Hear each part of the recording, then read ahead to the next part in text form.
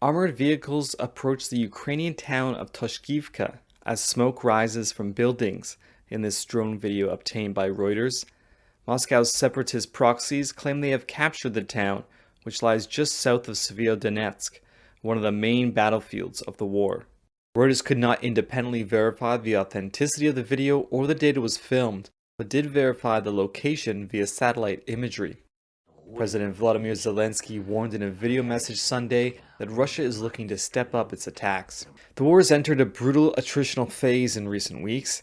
In Odessa, Ukraine's largest Black Sea port, a food warehouse was destroyed in a Russian missile attack on Monday, Ukraine's military said. Shelling has also resumed north of Kharkiv as Russian forces try to get closer to the city.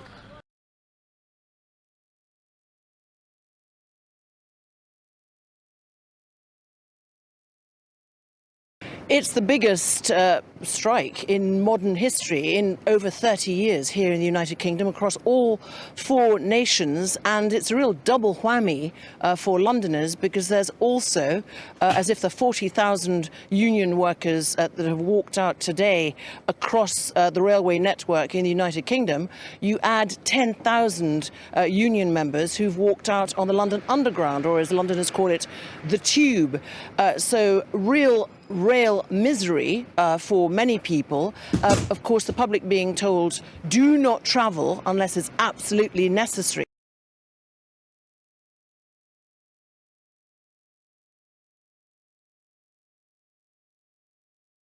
Suspected jihadists have massacred more than 130 civilians over the weekend in central Mali. The government announced the deaths on Monday after alarming social media reports talked of houses and huts being burnt and of abductions.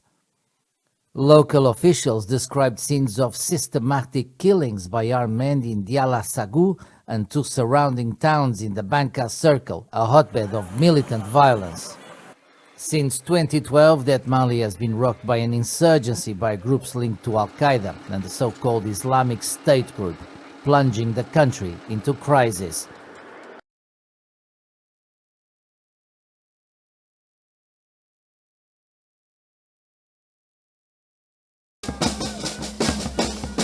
Instead of going to their factories or offices, tens of thousands of Belgians take to the streets.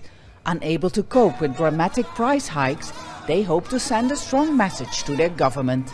The nationwide strike forced Brussels airport to cancel all departing flights after its security personnel joined the protest. Like in other European countries, inflation has reached more than 8% in Belgium, the highest in nearly 40 years. Rising energy prices due to the war in Ukraine and the political fallout in Europe have caused prices of basic goods to go up as well.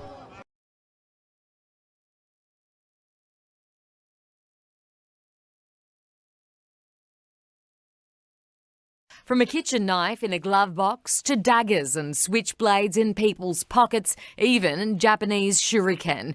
These are some of the 110 weapons now off our streets and in the safe hands of police. It's their haul from Operation Foil 2, a statewide blitz targeting youth gangs over 2 days last week. We will not tolerate youth carrying dangerous edged weapons in a public place.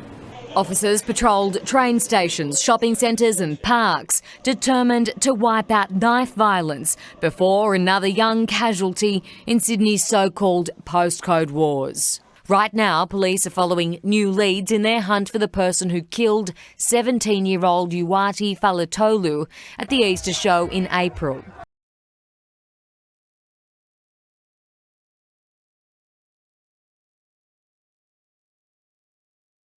South Korea has officially become the world's 7th country to successfully develop a space launch vehicle that can carry a satellite weighing more than 1 ton, joining an elite club that previously only included China, France, India, Japan, Russia, and the United States.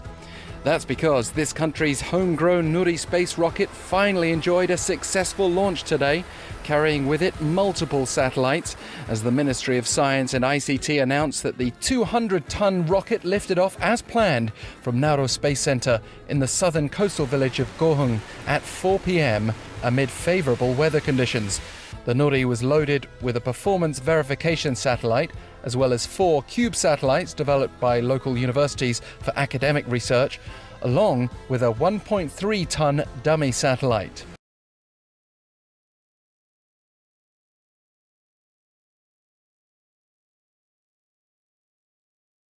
Anger and disappointment.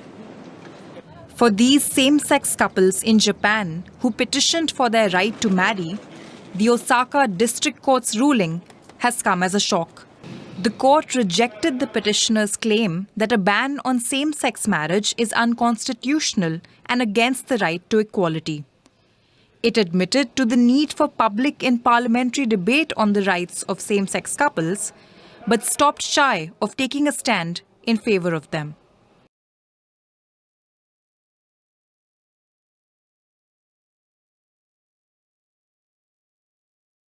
Israel is facing its 5th election in 3 years after Prime Minister Naftali Bennett announced he'll dissolve the Knesset next week, ending the country's 36th government.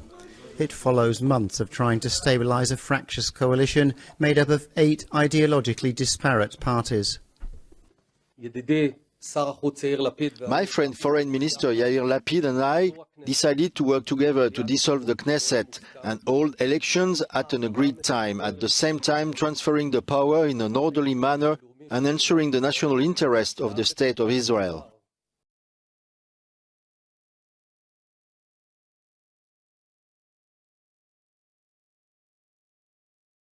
Now, Hong Kong's famous Jumbo floating restaurant, which was displaced from the Hong Kong harbour home of 46 years, capsized due to adverse conditions in the South China Sea on Sunday. The restaurant, known for its delectable Cantonese food, shut shop in March 2020 as the COVID-19 pandemic hit.